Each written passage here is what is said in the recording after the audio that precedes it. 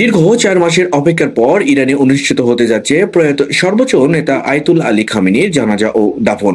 তবে আশ্চর্যের বিষয় হলো এই আনুষ্ঠানিকতায় উপস্থিত থাকছে না তার ছেলে ও বর্তমান শীর্ষ নেতা মোস্তফা খামেনি।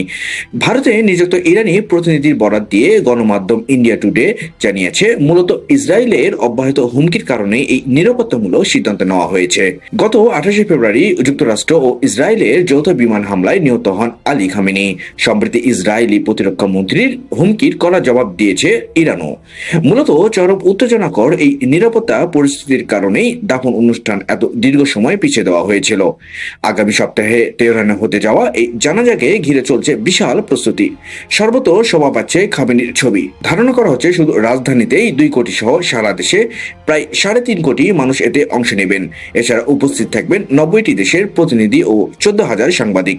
সব মিলিয়ে এই আয়োজন ১৯৮৯ সালে রুহুল্লাহ খামেনির জানাজায় সৃষ্ট ১ কোটির বেশি মানুষের উপস্থিতির ঐতিহাসিক রেকর্ডও ভেঙে দিতে পারে বলে ধারণা করছে কর্তৃপক্ষ।